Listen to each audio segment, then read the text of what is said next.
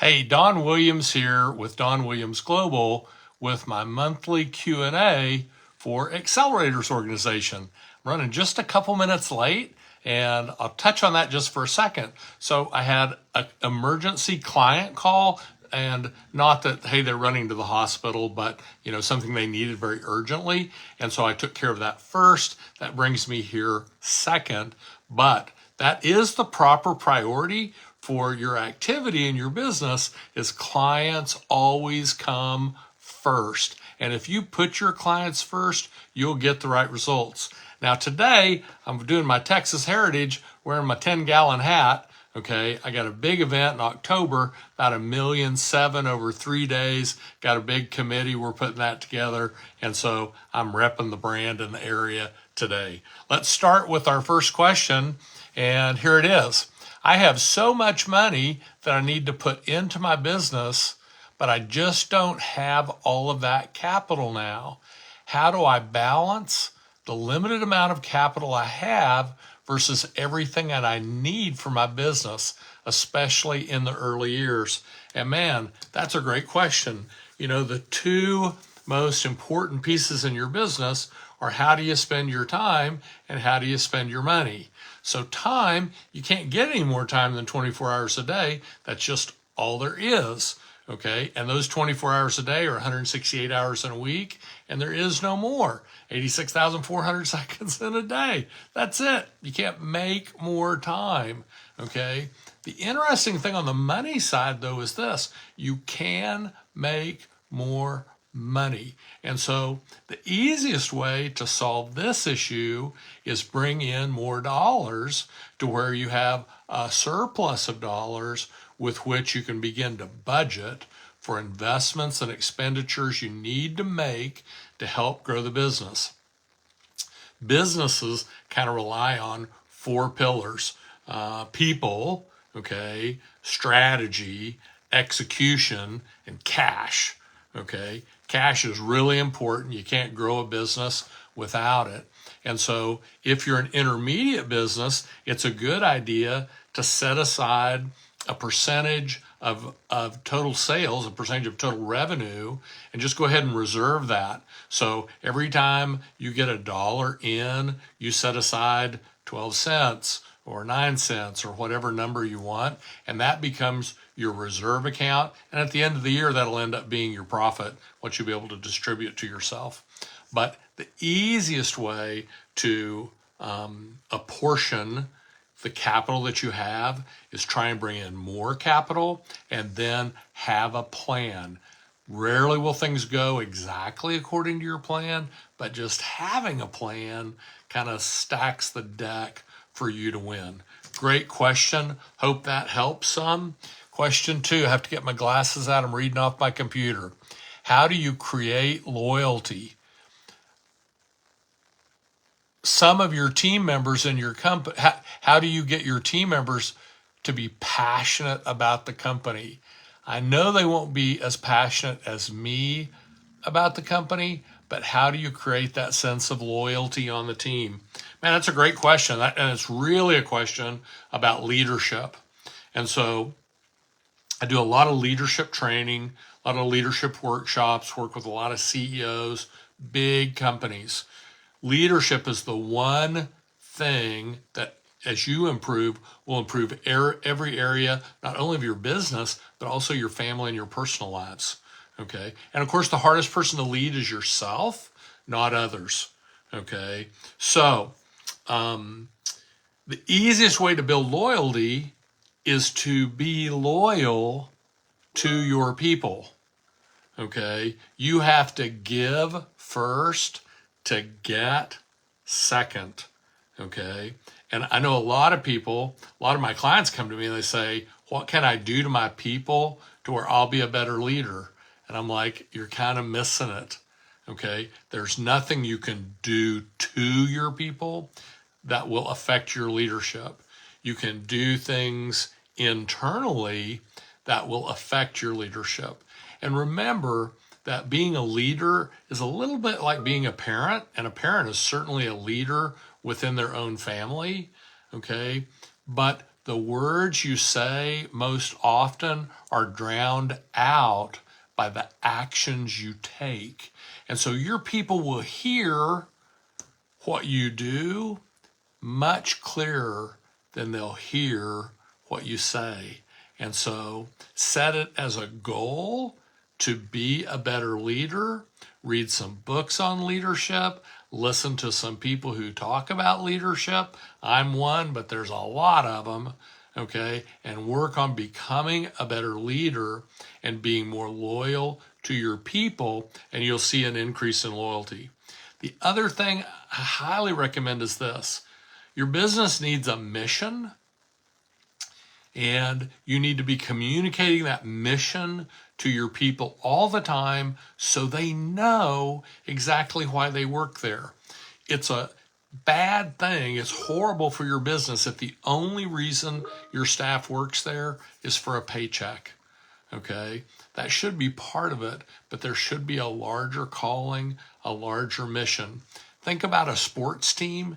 There's no team in the National Football League that shows up without a very specific mission. And that mission is generally to win. At the beginning of the year, it's to win the Super Bowl. Now, there's even been studies of teams where their mission was to get to the Super Bowl, and they typically don't win. Okay? And of course, every team who it's their mission doesn't get there, but somebody does. And so your company needs a mission, and then you need to be sure your words and your actions, your talk and your walk, okay, feed into that mission. Be loyal to your people, and they'll be loyal back to you. You cannot put effort and energy into people and not get a return. It's impossible. Okay, next question, back to the glasses. How much time do you spend investing in industry knowledge and experience versus general business expertise and knowledge to grow your company? Man, that's a great question. And I would say that even though I've been an entrepreneur for 37 years, I am a sole owner or principal in multiple companies. I've founded a dozen companies, but I'm probably learning more today than I learned in my entire 37-year career. So the stat is that the average American reads one book, a year. Okay. And I'm a reader. Some people like audiobooks, some want to watch videos. Whatever is your preferred method to learn and consume content, do that. Okay. But the average American, one book a year. The average CEO of a Fortune 500 company, largest 500 companies in America, reads 50 books a year. Okay. Now, they probably read very fast. Okay, and maybe they do the summary, okay, the Cliff Notes version, okay, but I would tell you this, budget a specific amount of time every day or every week, okay, and learn something about business development or personal development. Most of us who set out to grow our business learned that the best way to grow our business was to grow us, and that grew our businesses and our families and our personal lives. So it's pretty much an inside job. Okay, next question, back to the glasses. Sometimes I just don't know what to ask. I don't know where to get help because there's so much going on in my brain. What can I do to get the most out of belonging to Accelerators Organization? Man, that's a great question. And let me tell you this, most entrepreneurs don't ask enough questions. Help is generally available if you'll just ask somebody. And so I'll give you an example. I was giving a talk to about 100 student entrepreneurs from all over the world. And I was talking about leadership. And at the end of that talk, about 25 of them reached out to me on LinkedIn, like almost the second I was done, and asked to connect. And so I connected with every one of them. One of those students, a a student from Guatemala, okay, when she reached out on LinkedIn, she said, I want to connect on LinkedIn. And is there any way you would give me some coaching for my presentation skills? And, I said yes. Now, did I charge her? Nope. Okay. Do I generally charge for that? Yes. Okay. But in that environment, she asked, I said yes. And so I ended up having 3 or 4 sessions with her before she went and had her big presentation. And of course, it was very successful. So one, ask somebody. Don't sit there and suffer in silence. I don't know what to do. Ask somebody. Now, true business expert, okay, he's not paying me, so I'm not saying this for that. But if you're not reaching out to Sean Thomas, the founder and the head of Accelerators Organization, you're messing up. Sean is very accessible. His mission is to help accelerators grow their business. Everything AO does is designed around doing that. So start there. You can also reach out to any of the mentors. Okay. Now, we'll also tell you this. When you reach out to that mentor, have a specific ask and get to the point. They, like you, are very, very busy people. Okay. And so if we can do the short, I'm much easier for me to help you if I'm doing the short version than the long rambling version. Okay. Just a tip on how to get help. Okay. What can I do to get out of my own head? Sometimes I get the paralysis of analysis. I know there's something I should do, but I don't. What do I do when I'm faced with that type of dilemma? So, one, very natural. Everybody overanalyzes at some point. Now, some people more than others. But here's kind of a tip for success. Really successful people ask for help, learn something new, and put it into action like that.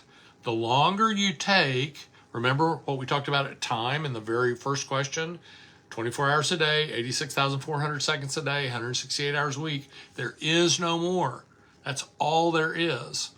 The faster you can move, the quicker things are going to happen. Obviously, I mean, you can take a year to do something or you can take a month to do something. You figure it out. You decide. The interesting thing is this: what freezes, what paralyzes most people, what gives them that paralysis of analysis is this: they're scared they're going to do something wrong. Trust me, you're going to do something wrong. Okay. Odds are it's not fatal. And if you decide it's wrong in a day or 2 days, quit doing it. Okay. It's not that hard. Okay. So learn something new, and you may have to ask, okay, just like we talked about, ask, learn something new, and put it into action. And if you need to change course correction, do that. Okay. But don't delay. Last question. Boy, this one is a snarl. If I were looking to develop a software platform, do I need to be a developer? And realistically, how expensive is it to create, roll out, and monetize software as a service business? I would say this: if you are a solopreneur and you're looking to roll out software as a service and you are not a developer, that's that's a big lift. Okay. You have to cast the vision, set the parameters, manage the development, okay, on something of which you really know nothing about. That's tough no matter what it is. Okay. So you either need to have sufficient size, sufficient people assets who can do that heavy lift for you, or you probably, I hate to say should, but maybe you should wait until you do. Now, on the expense of developing custom software development is not for the faint of heart. Everything costs more than you think. Everything takes longer than you think. And if you don't manage it really closely, it's very common that a novice who tries to hire a software developer completely gets taken. They get nothing. Okay. And maybe that's the fault of the developer, but maybe it's the owner's fault. Maybe it's a combination of the two. But I would say this: you would do, if your goal is to launch a software as a service business, then maybe your first goal is to be sure that you've learned enough about that before you start spending money and time on it. If you're already in a newly started up business, so say 250,000 revenue or 500,000 revenue, maybe you wait a little bit till you have a bigger footprint and more finance to embark on software as a service. Now, I'm a coach and a consultant for the most part, but we have custom developed software, and I'll tell you a horror story. The very first one we went to do, I'm not a developer. I'm a pretty competent tech, but I'm not a developer. And so the very first project we did, we hired the development team direct, and we wasted a lot of money, mid six-figure money, and a year of our life, and really ended up with absolutely nothing. And so, knowledge is power, and I couldn't advise any of my clients to embark on software as a service until they had more than just a rudimentary or basic understanding of that. So I hope that was helpful. Don Williams again, Don Williams Global. I'm in Fort Worth, Texas. Okay, if I can help you in any way, please reach out to me. And thank you to Accelerators Organization for giving me this opportunity. Have a great day. Bye now.